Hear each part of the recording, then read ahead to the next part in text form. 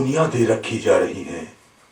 इसके खादिम दुनिया का नया स्ट्रक्चर बना रहे हैं। वो एक नया दौर लेकर आ रहे हैं, एक नया सिस्टम, एक नया वर्ल्ड ऑर्डर।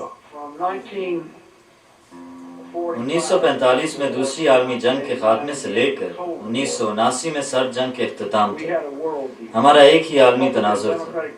रिपब्लिकन और डेमोक्रेटिक पार्टी के सदर हैरी ट्रूमन से जॉर्ज बुश तक आज़ादी के लिए जद्दोजहद करते रहे। उनके मकासद में अमेरिका को ताकतवर बनाना, मिडिल क्लास के लोगों को सेहतमंद रखना, गुर्बत का खात्मा और दुनिया से कम्युनिज्म को निजात दिलाना शामिल थे। 1979 और उसके बाद सदर बुश ने भी मेरी तरह न्यू वर्ल्ड ऑर्डर की इस्तिलाह को बार बार इस्तेमाल किया।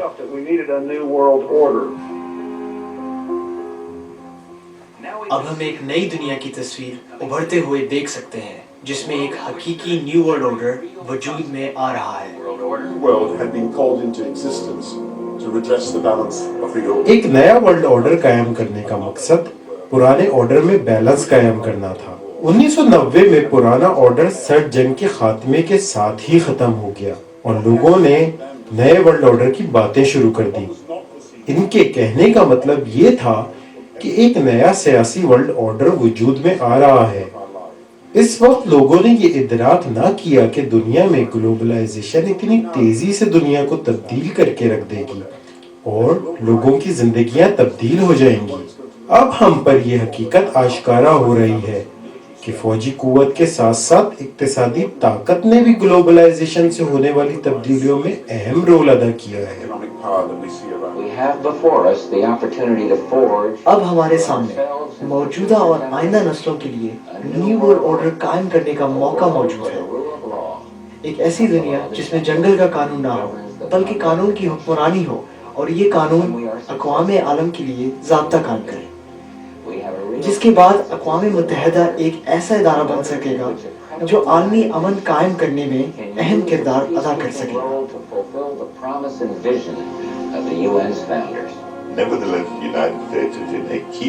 अमेरिका इस वक्त अहम मकाम पर है।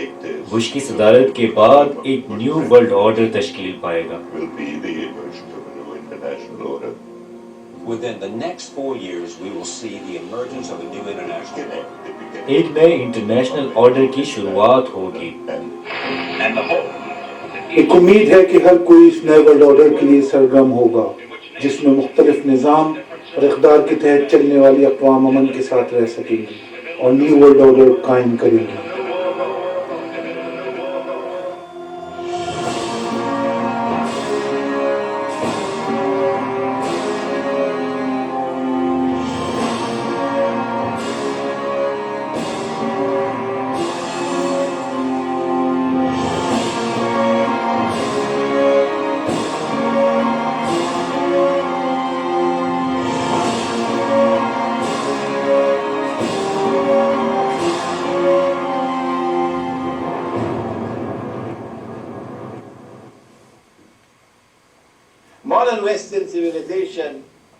क़यामत के बारे में जदीद मग़रबी तहजीब का एक गैर तहरीर शुदा ख्याल है,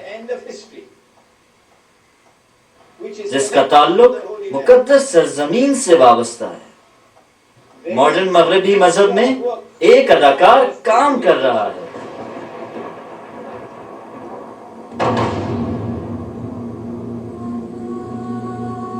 जब हम मजहब दुश्मन दज्जाल के खादमीन के मौजू पर बात करते हैं तो इनके सिंबल्स या लोगोस को समझना होगा, जो इस जमाने में चीजों को कंट्रोल कर रहे हैं।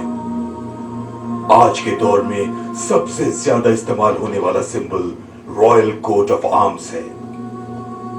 ब्रिटिश कॉलेज ऑफ हेरल्ड्री ने आज से 500 साल कबल एक गाइडलाइन के तहत रॉयल कोट ऑफ आर्म्स का डिजाइन बनाया था। सोचने की बात यह है कि इस सिंबल में क्या खास बात है। सबसे पहली बात तो यह है कि रॉयल कोट ऑफ आर्म्स और बरतानिया का ताल्लुक अबरानी नस्ल से वाज़े होता है। अगर इसका बाइबल से मुवाजना करें तो इसमें म्यूजिकल टाइप से इसका ताल्लुक अबरानी बादशाह हजरत दाऊद से बनता है। इसमें चिंघाड़ता हुआ शेर और यूनिकॉर्न उसी अबरानी रियासत की अलामत हैं। ताहम ये छोटी छोटी तफसीलात हैं उस बड़े प्लान के लिए। रॉयल कोट ऑफ आर्म्स में जो अलामात मौजूद हैं, इनका जिक्र बुक ऑफ रेवलेशन में आया है, जो एंटी क्राइस्ट यानी दज्जाल की निशानियां बयान करती है। रीछ के पैर हैं, तेंदुए का जिस्म और मुंह शेर का है। ये नीचे एक बला है जिसने इसको ताकत और असर रसूख दिया है। ये एंटी क्राइस्ट का सिंबल अब इतना फैल चुका है कि अब इस दुनिया के हर घर में पाया जाता है।